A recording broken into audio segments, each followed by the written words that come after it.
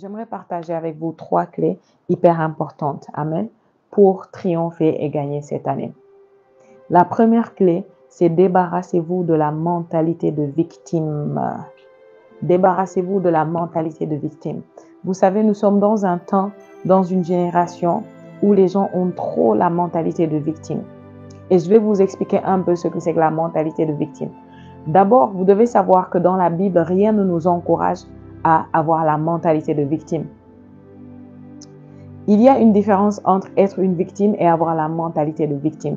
Vous pouvez être victime d'injustice, vous pouvez être victime de méchanceté, vous pouvez être victime des pièges, des ruses, des gens méchants autour de vous. D'accord? Ça ne justifie pas le fait que vous ayez une mentalité de victime. Le truc, c'est que si quelqu'un a une mentalité de victime, cette mentalité de victime va l'amener à être toujours une victime. Et dès que vous êtes toujours une victime, vous quittez la parole de Dieu qui dit que tout concourt au bien de ceux qui aiment Dieu. Si tout concourt à ton bien, pourquoi vas-tu avoir la mentalité de victime? Parce que dès que tu as la mentalité de victime, ça veut dire que pour toi, ce n'est pas le cas. Tout ne concourt pas à ton bien. Alléluia. Et ce genre de mentalité va faire que les circonstances, les événements, les choses autour de toi te fassent la guerre. C'est une mauvaise mentalité. Parce que spirituellement, quand tu as cette mentalité, tu vas attirer à toi toujours des circonstances qui sont peu communes et qui sont bizarres. Il y a des gens, des choses bizarres leur arrivent toujours. Genre, ils peuvent sortir dans la rue, quelque chose se passe, il y a un événement, quelque chose de désagréable, un accident, un incident, et ça tombe sur eux. Ils deviennent la victime de la chose. Peut-être ça ne les concernait même pas, ce n'était pas pour eux. Ils étaient juste de passage, une balle perdue les a touchés. Que ce soit dans le sens littéral ou dans le sens, vous comprenez, en termes d'exemple. C'est-à-dire, ce n'était pas pour eux, mais ça tombe sur eux. Pourquoi? Parce qu'ils ont une mentalité de victime. Et je vais vous donner un peu quelques signes de comment se manifeste la mentalité de victime. D'accord? Les gens qui ont la mentalité de victime sont les gens qui sont du genre, qui pensent toujours que quelqu'un leur en veut, qu'on ne les aime pas, qu'on les défavorise. Vous voyez, partout ils sont, dans tout ce qu'ils font, ils sont toujours du genre, ah, dans ce lieu de travail, dans ce service, c'est moi qu'on n'aime pas. Je sais que le boss ne m'aime pas. Je sais que mon supérieur ne m'aime pas. Ils sont en train de tout faire contre moi. Les gens sont jaloux de moi. Les gens m'envient. Vous comprenez? Les gens qui ont la mentalité de victime pensent toujours comme ça. La Bible dit que nous n'avons pas reçu un esprit de timidité ou de peur, mais nous avons reçu un esprit de force, d'amour et de sagesse. OK? Et le mot sagesse là-bas inclut un esprit qui nous donne l'excellence, qui nous donne des pensées excellentes, les pensées de Dieu. Comment est-ce que Dieu pense? Quelle est la pensée de Dieu? Quelle est la mentalité de Dieu? Jésus, lorsqu'il a marché sur la terre, on ne l'a jamais vu avoir une mentalité de victime. Et les gens qui ont une mentalité de victime sont les gens aussi qui se plaignent toujours, qui murmurent toujours, de tout et de rien. Chaque fois que vous êtes avec eux, il y a une différence entre être une victime et avoir la mentalité de victime. Vous pouvez être victime d'injustice, vous pouvez être victime de méchanceté, vous pouvez être victime des pièges, des ruses, des gens méchants autour de vous. D'accord? Ça ne justifie pas le fait que vous ayez une mentalité de victime. Le truc, c'est que si quelqu'un a une mentalité de victime, cette mentalité de victime va l'amener à être toujours une victime. Et dès que vous êtes toujours une victime, vous quittez la parole de Dieu qui dit que tout concourt au bien de ceux qui aiment Dieu. Si tout concourt à ton bien, pourquoi vas-tu avoir la mentalité de victime? Parce que dès que tu as la mentalité de victime, ça veut dire que pour toi, ce n'est pas le cas. Tout ne concourt pas à ton bien. Et ce genre de mentalité va faire que les circonstances, les événements, les choses autour de toi te fassent la guerre. C'est une mauvaise mentalité. Parce que spirituellement, quand tu as cette mentalité, tu vas attirer à toi toujours des circonstances qui sont peu communes et qui sont bizarres. Il y a des gens, des choses bizarres leur arrivent toujours. Genre, ils peuvent sortir dans la rue, quelque chose se passe, il y a un événement, quelque chose de désagréable, un accident, un incident, et ça tombe sur eux. Ils deviennent la victime de la chose. Peut-être ça ne les concernait même pas, ce n'était pas pour eux. Ils étaient juste de passage, une balle perdue les a touchés. Que ce soit dans le sens littéral ou dans le sens, vous comprenez, en termes d'exemple. C'est-à-dire, ce n'était pas pour eux, mais ça tombe sur eux. Pourquoi? Parce qu'ils ont une mentalité de victime. Et je vais vous donner un peu quelques signes de comment se manifeste la mentalité de victime. Les gens qui ont la mentalité de victime sont les gens qui sont du genre, qui pensent toujours que quelqu'un leur en veut, qu'on ne les aime pas, qu'on les défavorise. Vous voyez, partout ils sont, dans tout ce qu'ils font, ils sont toujours du genre, ah, dans ce lieu de travail, dans ce service, c'est moi qu'on n'aime pas. Je sais que le boss ne m'aime pas. Je sais que mon supérieur ne m'aime pas. Ils sont en train de tout faire contre moi. Les gens sont jaloux de moi. Les gens m'envient. Vous comprenez? Les gens qui ont la mentalité de victime pensent toujours comme ça. La Bible dit que nous n'avons pas reçu un esprit de timidité ou de peur, mais nous avons reçu un esprit de force, d'amour et de sagesse. OK? Et le mot sagesse là-bas inclut un esprit qui nous donne l'excellence, qui nous donne des pensées excellentes, les pensées de Dieu. Comment est-ce que Dieu pense? Quelle est la pensée de Dieu? Quelle est la mentalité de Dieu? Jésus, lorsqu'il a marché sur la terre, on ne l'a jamais vu avoir une mentalité de victime. Et les gens qui ont une mentalité de victime sont les gens aussi qui se plaignent toujours, qui murmurent toujours, de tout et de rien.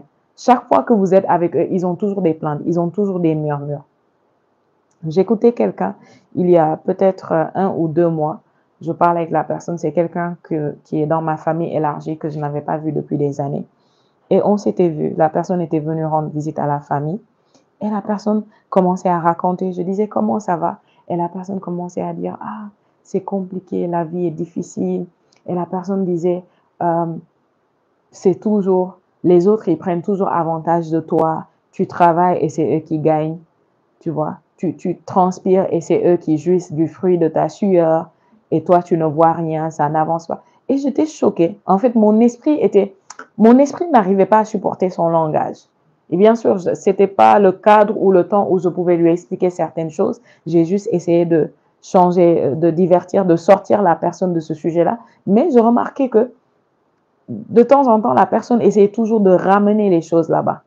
Et quand la personne disait ça, vous pouviez voir son visage, comment son air devenait sombre, comment la personne était remplie de désespoir, de découragement. Et j'étais du genre, mon Dieu, où est-ce qu'il va aller avec ce genre de mentalité? Où va-t-il aller avec ce genre de langage? En fait, la raison pour laquelle il expérimente ça, c'est parce qu'il pense comme ça et il parle de la manière, parce que vous allez toujours parler en accord avec ce que vous croyez et ce que vous pensez. Vous savez, la Bible dit une chose dans 1 Corinthiens chapitre 13 en parlant de l'amour. Et j'aime beaucoup ce trait de l'amour-là. Il dit, l'amour ne soupçonne point le mal. OK? L'amour croit tout, l'amour espère tout. L'amour ne soupçonne point le mal. Si vous êtes le genre de personne qui soupçonnait toujours le mal, ça ne veut pas dire que l'amour est naïf. Il y a une différence entre être naïf et être une personne qui ne soupçonne point le mal. Vous savez, il y a des gens, ils sont toujours du genre, ils sniffent toujours le mal. Ils voient toujours le mal partout. Ils ont toujours l'impression qu'il y a un complot quelque part qui se fait contre eux. Ils pensent toujours que quelque part, au fin fond du village, dans une grotte ou dans la forêt, il y a un groupe de personnes qui sont réunies autour d'eux. Je ne dis pas que c'est pas possible qu'il y ait ça. C'est possible qu'il y ait ça, mais je suis en train d'essayer de vous délivrer d'une certaine façon de penser qui ne vous avantage pas. Parce que même si les gens se réunissent quelque part pour te combattre, qu'est-ce que la parole de Dieu dit à propos de ça? La Bible dit, s'ils viennent contre toi par un seul chemin, ils s'enfuiront devant toi par 7 chemins différents. Donc, de quoi as-tu à t'inquiéter? Pourquoi penses-tu toujours, ah, ils m'en veulent, ils veulent ma vie, ils veulent me détruire? Et si vous êtes des parents, par exemple, et vous avez ce genre de mentalité, vous allez inculquer ça à vos enfants. Et partout où vos enfants vont, ils vont toujours penser d'une certaine manière. Ils vont grandir parce que vous leur avez transmis ça. Vous comprenez? La mentalité de victime est une mentalité de proie. C'est une mauvaise mentalité. Vous savez ce que c'est qu'une proie? Vous allez dans la brousse, dans la savane, il y a les prédateurs, il y a les proies. Vous décidez dans quel groupe vous êtes. Et c'est pas juste dans la forêt, c'est pas juste dans la savane. Dans la vie de tous les jours, c'est comme ça. Dans ce monde, il y a des proies, il y a des prédateurs. Si vous avez une mentalité de victime, vous êtes une proie. Vous êtes une proie. J'ai été délivrée de cette mentalité-là. En étant petite, j'étais dans une famille où on était tout le temps malade. Et ma mère étant dans la médecine, quand on nous amenait à l'hôpital, on donnait des traitements, ça ne faisait rien, ça ne changeait rien. On faisait des examens, on ne trouvait rien. Alors, qu'est-ce qui se passait? On allait chez les autres là, les féticheurs, et les féticheurs nous enlevaient des choses du corps. Et quand ils nous enlevaient des choses du corps, ça allait mieux. Ils nous disaient toujours, il y a tel sorcier, il y a tel autre, il y a tel autre. Donc, En étant petite et en entendant ces choses, en voyant les choses par lesquelles nous sommes passés, tous les membres de la famille, mes frères et sœurs et moi, chaque fois on était malade et on voyait qu'on nous retirait des choses du corps et ça allait mieux. Aujourd'hui, c'est toi qui es malade, demain, c'est l'autre. Et partout, on a tellement déménagé. Quand j'étais petite, on a beaucoup déménagé. Presque partout où on allait, on disait que votre bailleur est le sorcier qui vous fait ça. Tel est le sorcier qui vous fait ça. Votre voisin, les membres de la famille. Donc, on passait presque littéralement toute notre vie à fuir. Je vous dis l'histoire de ma vie jusqu'à ce que j'ai connu Jésus, c'était comme ça. Donc, j'étais petite et je me sentais littéralement comme une proie. J'avais l'impression d'être constamment en danger. C'était toujours du genre, moi, si je sortais ou j'étais avec mon petit frère, par exemple, et quelqu'un nous regardait d'une manière insistante, je pense la personne veut nous manger.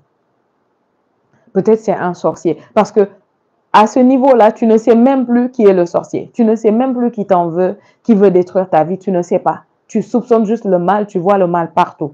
Dès que quelqu'un te regarde avec insistance, tu ne vas pas penser « Ah, la personne me trouve bien, la personne me trouve belle, la personne me trouve bien habillée. » Non, la personne te regarde, la personne m'admire. Tu ne penses pas comme ça. Pourquoi? Parce que tu as une mentalité de victime.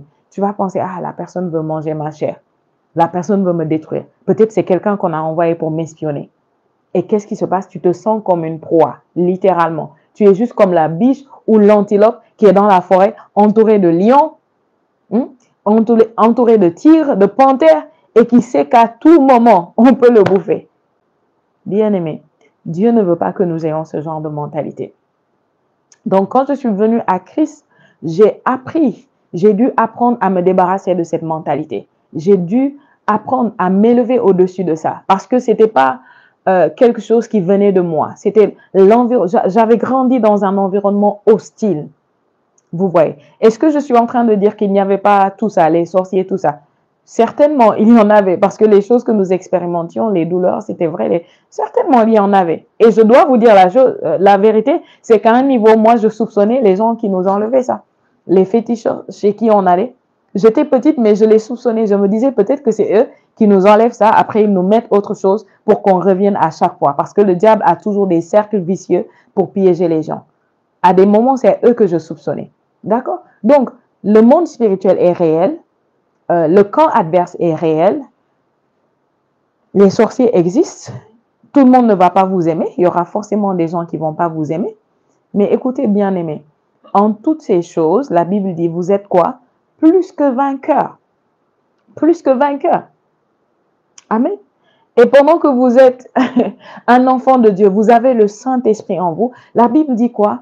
Bien-aimés, vous êtes de Dieu et vous les avez vaincus. 1 Jean chapitre 4, verset 4. Vous êtes de Dieu. Amen. Ça veut dire que vous êtes nés de Dieu. Vous êtes la progéniture de Dieu. Vous êtes la descendance de Dieu. Vous êtes le fruit de Dieu. Et vous les avez vaincus. Il n'a même pas dit vous allez les vaincre. Vous les avez vaincus parce que celui qui est en vous est plus grand que celui qui est dans le monde. Amen.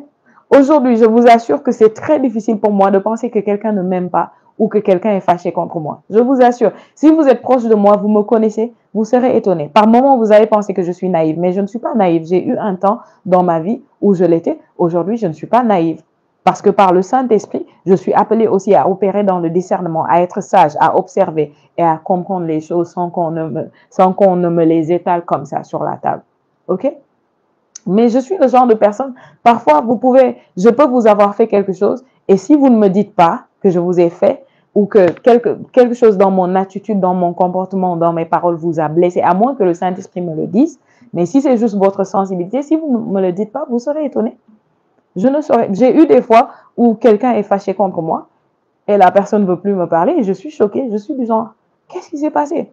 Qu'est-ce que j'ai fait? J'appelle, je parle, la personne a une réaction. Je dis, qu'est-ce qui s'est passé? Et quand la personne explique, je suis juste bouche bée. Ah bon? Je ne suis pas au courant. Je ne savais pas. Aujourd'hui, je suis littéralement l'opposé de ce que j'étais avant. Je n'ai plus cette mentalité-là du tout. Vous voyez, je suis incapable de penser les gens ne m'aiment pas. Les gens pensent contre moi. Je ne pense pas que les gens pensent sur moi. Je ne sais pas si vous comprenez. Je ne pense pas que quand je me couche, je dors, il y a quelqu'un. En fait, si quelqu'un le fait, ça le regarde. Ça ne va pas venir me fatiguer, ok? Parce que pour moi, il y a une manière de penser que si je l'ai, c'est que je te permets d'avoir un compartiment de ma tête de mon cerveau, de ma pensée. Tu es venu loger chez moi, dans mes sentiments, dans mes émotions, dans mes pensées, et tu ne payes pas de loyer. Donc, tu loges là. Je suis assis sur mon lit, je suis couché, je suis en train de faire des choses et je suis en train de méditer sur le fait que toi, tu médites sur moi pour me faire du bien. Que toi, tu ne m'aimes pas, que toi, tu es jaloux, que toi, tu as un problème contre moi. Non. Vous voyez? Non. Tout concourt à mon bien. J'ai triomphé. J'ai gagné. Je suis plus que vainqueur. J'aime le psaume 27. Dans le psaume 27, il y a un passage, mais en français, ce n'est pas traduit exactement comme ça devait être traduit. Je vais vous le lire. Le psaume 27, c'est là où David dit, « Le Seigneur est ma lumière et mon salut. De qui aurais-je crainte? Le Seigneur est le rempart de ma vie. Devant qui tremblerais-je? » Amen. C'est ça, sœur Perle. Nous sommes des fils de Dieu. Amen. Nous sommes des fils de Dieu. Est-ce que vous comprenez? Il dit, le Seigneur est ma lumière et mon salut. Est-ce que le Seigneur est ta lumière et ton salut? Si le Seigneur est ta lumière et ton salut, de qui veux-tu avoir crainte? De qui veux-tu avoir crainte? S'il est ta lumière, ça veut dire qu'il n'y a pas de zone d'ombre, il n'y a pas de ténèbres, il n'y a rien qui lui soit caché. Peu importe qui est caché quelque part en train de préparer quelque chose contre toi ou de méditer du mal sur toi, il est la lumière de ta vie. Il les voit. Donc, il n'y a pas de souci, il n'y a pas d'inquiétude à se faire. Le Seigneur est ma lumière et mon salut. De qui aurais-je crainte? Il n'y a rien à craindre. Et tu dois apprendre à t'éduquer, à ne pas craindre. Chaque jour, tu te dis à toi-même, si une pensée de crainte, une pensée de peur te traverse, une pensée d'inquiétude, tu dis au nom de Jésus, je refuse d'avoir peur. Je refuse de craindre. Je n'ai peur de rien, je n'ai peur de personne. Le Seigneur est ma lumière et mon salut. De qui peux-tu avoir crainte si c'est vrai? Le Seigneur est le rempart de ma vie. Ça veut dire quoi? Le Seigneur est la force de ma vie. C'est ce que ça veut dire. Est-ce que vous comprenez? Regardez, il y a une différence entre dire le Seigneur m'illumine, le Seigneur m'éclaire et de dire le Seigneur est ma lumière. Je ne sais pas si vous comprenez. Parce que si le Seigneur m'illumine, ça veut dire qu'il jette de la lumière sur moi. Il me donne de la lumière. OK? Mais si le Seigneur est la lumière de ma vie, ça veut dire que ma vie est remplie de la lumière même. Parce que le Seigneur n'a pas juste la lumière, il est la lumière. C'est ce que Jean chapitre 1 nous enseigne sur lui. Il nous dit, il est la lumière qui éclaire tout homme qui vient dans ce monde. Le Seigneur est la lumière de ma vie. Le Seigneur est le rempart, la force de ma vie. Il y a une différence entre ça et le Seigneur me fortifie. Quand le Seigneur me fortifie, il me donne de la force. Mais il y a une dimension supérieure où je comprends que le Seigneur est la force de ma vie. Si le Seigneur est la force de ma vie, il n'y a pas de place pour la faiblesse. Si le Seigneur est la force de ma vie, qui peut en venir à bout de moi? Qui? Qui peut? Regardez ce qu'il dit ensuite. Il dit, si des gens malfaisants, je vous le lis dans le français courant, ok? Si des gens malfaisants s'approchent de moi comme des bêtes féroces, ce sont eux, mes ennemis acharnés, qui se retrouveront par terre. Maintenant, c'est le passage là où je voulais en venir. Je vais vous le donner de la façon dont c'est dit dans la version originelle. OK? Dans la version originelle, il n'a pas conjugué ça comme ça. Parce que quand les traducteurs traduisent, parfois, ils veulent que ça fasse du sens mentalement, que ça fasse du sens humainement. Donc, ils ont mis si. Mes ennemis, dans d'autres versions, il dit si mes ennemis s'approchent de moi comme des bêtes féroces, ce sont eux, mes ennemis acharnés, qui se retrouveront par terre. Ça a du sens humainement, mais ce n'est pas comme ça que David a conjugué ça. David a dit, si mes ennemis s'approchent et se lèvent contre moi comme des bêtes féroces, qu'est-ce qui se passe? Il dit, ils sont tombés.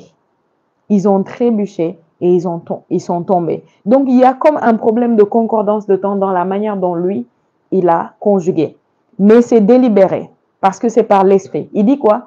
Lorsque ses ennemis vont se lever, ils ont déjà trébuché et ils sont tombés.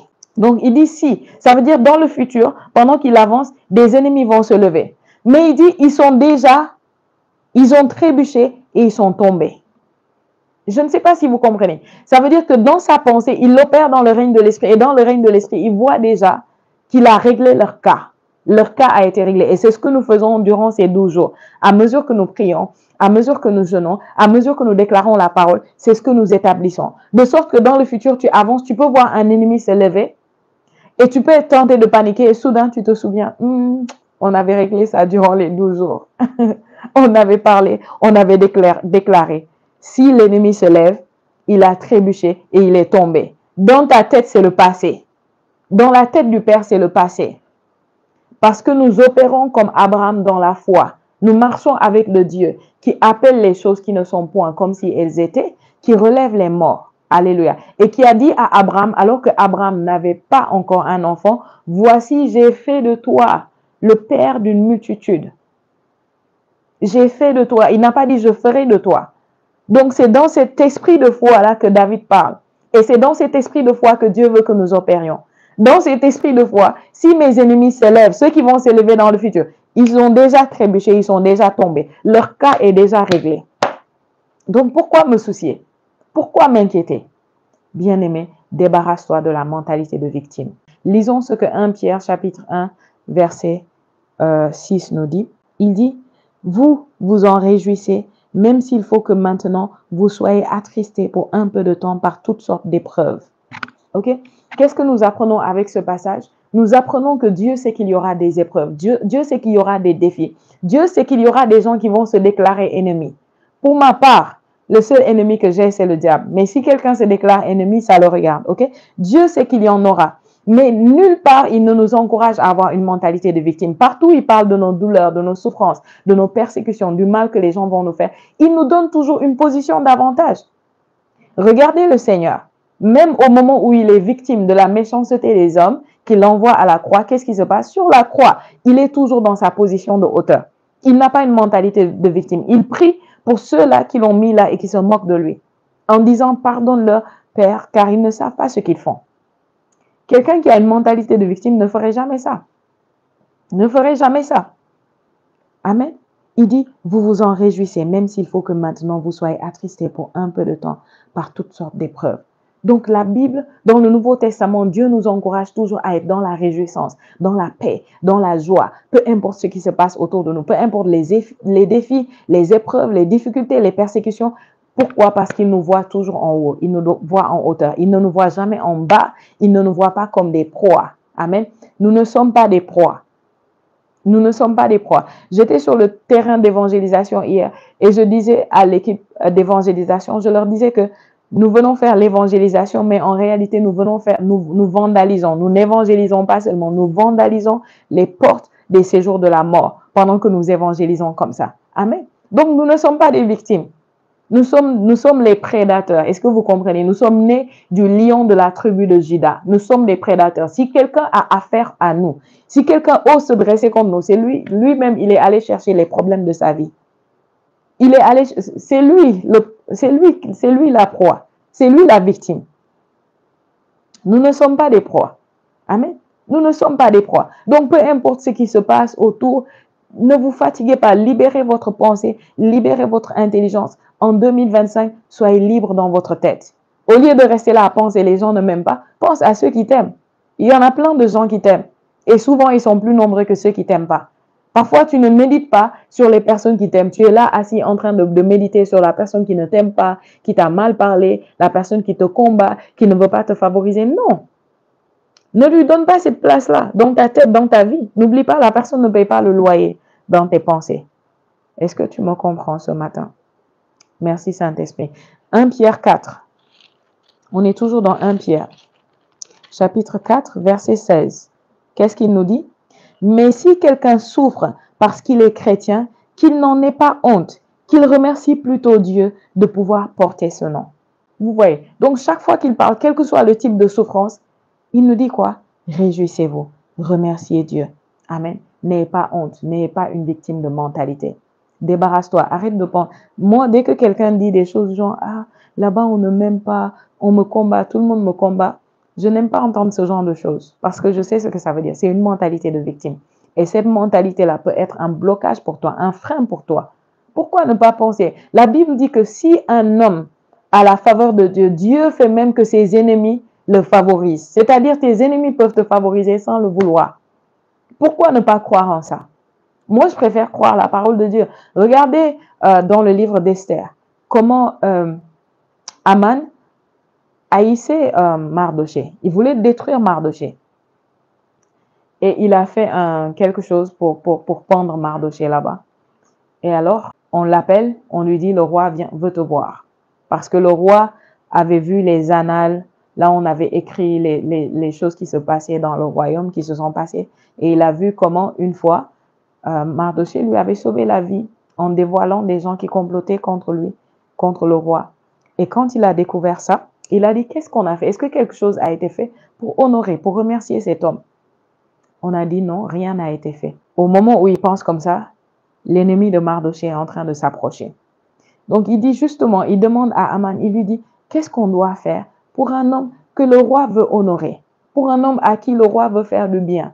Et lui, prétentieux qu'il est, il pense que c'est de lui qu'on parle. Il commence à citer toutes les meilleures choses qu'il voudrait qu'on fasse pour lui. Qu'on le mette sur un cheval, que quelqu'un crie devant lui en disant, voici comment le roi va traiter un homme qu'il veut honorer, qu'on lui mette des vêtements royaux, qu'on lui mette un anneau, etc. Il a cité tout ce qu'il veut qu'on fasse pour lui. Et quand il finit de citer, qu'est-ce que le roi dit?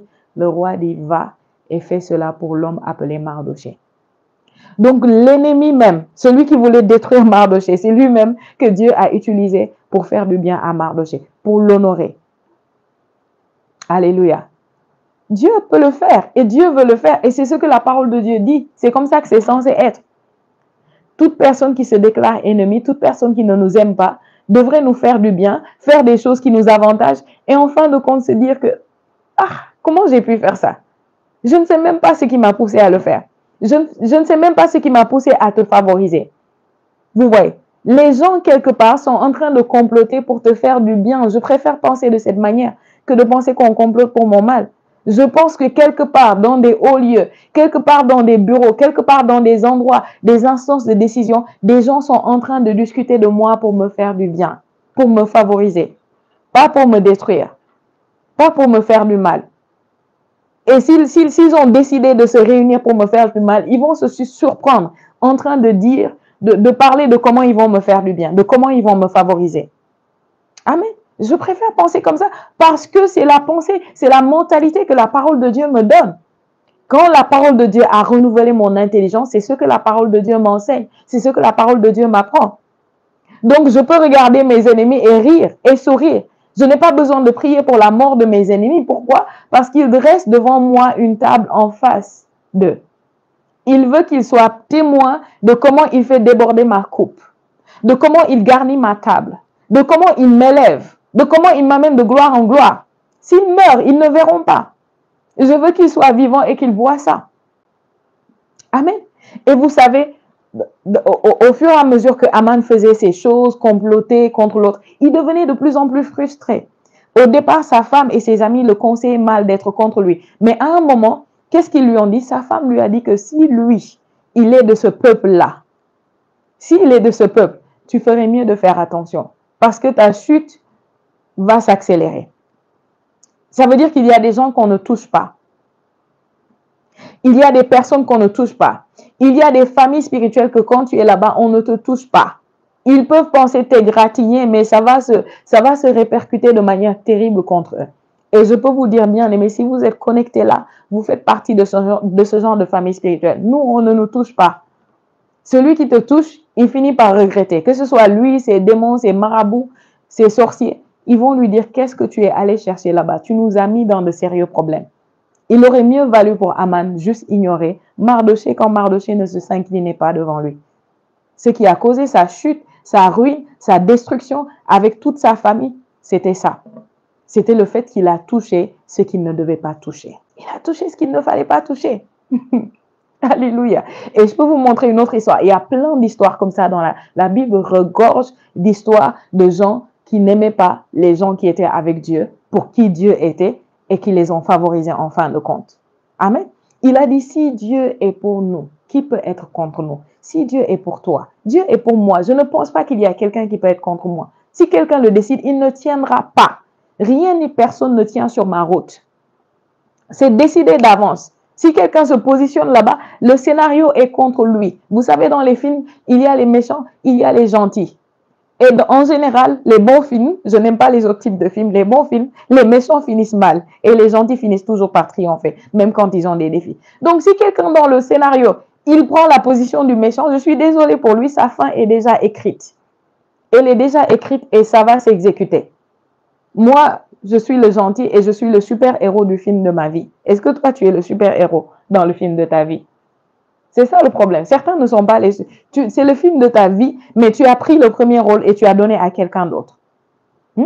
Et ça va être les films-là qui n'ont pas de bonne fin. À la fin du film, le héros meurt. Moi, je n'aime pas ça. Je vois un film comme ça, ça m'énerve. Je me dis pourquoi j'ai perdu mon temps pour regarder ce film. Le héros doit toujours triompher. Et dans le film de ma vie, c'est moi le super-héros. C'est moi le rôle principal. C'est moi qui gagne. Nous, même si on a dit il est mort, on sait qu'il n'est pas mort parce que c'est lui le héros. Et on a dit qu'il est mort. Le prochain épisode, quelque chose va se passer, il va se relever. Alléluia. Est-ce que tu es le super-héros dans ta vie, dans le film de ta vie? Alléluia. Regardez l'histoire de Moïse. Comment l'ennemi, même qui a déclaré sa mort, qui a déclaré la mort de tous les enfants, garçons d'Israël, l'ennemi même s'est retrouvé à élever Moïse. Oh my God. Est-ce que vous vous rendez compte de ça, bien-aimé? L'ennemi s'est retrouvé à élever Moïse, à prendre soin de lui, à fournir tout ce qu'il fallait pour sa subsistance. La subsistance de ce bébé même qu'il a voulu tuer. Parce que l'inspiration du diable donnée à Pharaon, c'était pour pouvoir se débarrasser de celui qui allait amener la délivrance du peuple de Dieu. C'est comme lorsque Jésus est né et qu'on a tué tous les enfants qui étaient dans sa tranche d'âge. La cible, ce n'était pas tous ces enfants. La cible, c'était le roi qui avait été annoncé. Celui dont l'étoile avait brillé et qui avait attiré les rois d'Orient. De même là-bas, la cible, c'était Moïse. Ce n'était pas tous les autres enfants. Mais cette même cible s'est retrouvée dans le palais de l'ennemi qui voulait le tuer. Et cet ennemi s'est mis à prendre soin de lui, à le nourrir, à lui faire du bien. Celui qui allait, en fin de compte, sortir, arracher Israël de ses mains, il l'a élevé. C'est ça l'histoire de notre vie. Regardez la famille glorieuse dans laquelle nous sommes. C'est ça. Depuis nos ancêtres, depuis Abraham. Je ne sais pas qui est ton ancêtre, toi. Tu vois, je ne sais pas. Peut-être ton ancêtre, c'est Kulukuro, depuis le village de je ne sais où. Moi, je suis d'une lignée divine, royale. Dans ma lignée, il y a Abraham, il y a Isaac, il y a Jacob, il y a Moïse. C'est une famille glorieuse, David. C'est l'album de ma famille. Amen. Et dans ma famille, nous n'avons pas la mentalité de victime ou de proie. Nous ne sommes pas des proies, nous ne sommes pas des victimes, nous ne le serons jamais. Je refuse d'être une victime. Dis ça avec moi. Je refuse d'être une victime. Je refuse d'avoir une mentalité de victime. Je ne suis pas une proie et je ne le serai jamais. Personne ne peut. Amen. Personne ne peut. Est-ce que vous voyez ça? Et qu'est-ce qui se passe? Pharaon paye même. La fille de Pharaon paye même la mère de Moïse pour nourrir son propre enfant. J'aime les histoires comme ça. Et quel est ce Dieu puissant-là qui est capable de tourner le cœur de ceux qui ne t'aiment pas en ta faveur de cette manière? La mère même de l'enfant est payée pour nourrir son propre enfant. Donc, c'est elle la nourrit. C'est elle qui vient, qui donne le sein, qui donne le lait, qui s'occupe de l'enfant. Et pendant qu'elle le fait, elle reçoit un très bon salaire. Parce que là, c'est la princesse. C'est l'enfant de la princesse. C'est le palais royal. Ça, c'était le royaume, la nation la plus puissante sur terre. Donc, ce n'était pas une nounou ordinaire. Imaginez la nounou de l'enfant du roi d'Angleterre, par exemple. Alléluia. Donc, bien-aimé, débarrasse-toi de la mentalité de victime. Pendant que tu es là, en train d'entrer et de prendre possession dans cette année, laisse-moi te dire que ça, c'est une chose que si tu gardes ça, ça va te retarder, ça va te limiter, ça va t'empêcher. Et ça va te faire voir comme des ennemis des gens qui ne sont pas tes ennemis. Et ça va faire que la puissance de la parole de Dieu, de la gloire de ta vie, qui est censée faire que même les gens qui ne t'aiment pas te favorisent, ne va pas œuvrer. Pourquoi? À cause de ta mentalité. Rien ni personne ne peut me défavoriser dans ce monde. Rien ne peut me détruire. Rien ne peut me nuire. Tout concourt à mon bien. Les temps, les circonstances, les événements, les personnes, tout concourt à mon bien. Je ne peux pas être défavorisé. Je refuse d'être une victime. Je refuse d'être là toujours à murmurer, à me plaindre. Vous comprenez? Je refuse. Pourquoi? Parce que je ne suis pas une victime. Je ne suis pas une victime. Je suis dans une position dominante, de domination. Il a dit, vous serez toujours la tête et jamais la queue. Vous serez toujours les premiers et jamais les derniers. Tout ce qu'il a dit à propos de moi, non, je ne peux pas être une victime et je ne peux pas penser comme ça. Si je sors et quelqu'un me regarde de manière insistante, je ne pense pas que la personne veut me faire du mal. Je pense que la personne la même, elle m'apprécie. Il y a une aura à propos de moi, il y a une lumière, il y a une gloire et ça attire. Alléluia. Je ne dégage pas une odeur de viande. Je ne dégage pas une odeur de viande braisée. Je ne sais pas si vous comprenez. Je ne dégage pas une odeur de pommes de terre frites. Je ne dégage pas une odeur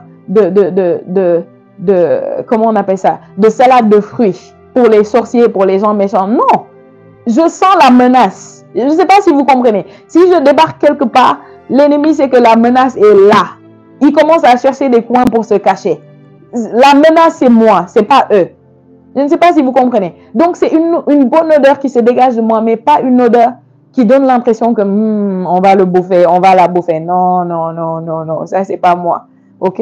C'est une odeur qui est une mauvaise odeur pour le camp de l'ennemi. Terrible. Et qui est une bonne odeur pour ceux qui sont dans mon camp, dans le royaume de lumière. Alléluia. C'est comme ça que je pense. Et c'est comme ça que tu devrais penser. Parce que c'est comme ça que notre Père veut que nous pensions. Est-ce que tu me comprends? Est-ce que tu me comprends? Donc là où tu es, parle juste au Seigneur. Parle au Seigneur. Repens-toi. Peut-être que pendant que je parlais, tu t'es retrouvé dans ça. Tu murmures beaucoup. Tu t'es beaucoup plaint en 2024. Et vous savez ce qui arrive à ceux qui se plaignent et qui murmurent. Si vous ne savez pas, regardez Israël. Ils ont tourné en rond 40 ans. Ils ne sont pas entrés dans la terre promise. Ils l'ont aperçu de loin. Si tu as une mentalité de victime, tu apercevras de loin la terre promise. Tu auras toujours des prophéties, des promesses, des paroles, mais tu ne vas pas entrer. Parce que la mentalité de victime ne peut pas aller dans la terre promise. Dans la terre promise, on est des conquérants. Ce sont les Josué, les Caleb qui vont dans la terre promise. Ce ne sont pas ceux qui disent qu'ils étaient des géants. Nous étions comme des fourmis devant un. C'est ceux qui disaient oui, ils sont géants. Oui, ils sont forts. Mais si l'Éternel est avec nous, et c'est vrai que l'Éternel est avec nous, ils seront du pain pour nous. Nous allons les bouffer, nous allons les manger. Alléluia. Donc, repens-toi, demande pardon au Seigneur. Dis, Seigneur, je suis désolé. Pardonne-moi pour toutes les fois où je me suis plaint, j'ai murmuré. Pardonne-moi d'avoir fonctionné dans cette mentalité de perdant, dans cette mentalité de victime. À partir de maintenant, j'enlève ce chapeau-là de victime, j'enlève ce masque de proie, j'enlève, je dépose et j'entre dans mon habit royal. J'entre dans ma position que tu m'as donnée en Christ. Cette position de domination, cette position où je suis toujours dans les hauteurs. Amen. Je ne suis pas une poule qui picore dans la basse-cour. Je suis un aigle qui vole très haut dans les airs. C'est ce que je suis. Parle au Seigneur ce matin. Et remercie-le pour ce temps de prière, pour sa grâce, pour la puissance relâchée, pour la parole, pour la sagesse, pour le ministère des anges. Je remercie le Seigneur.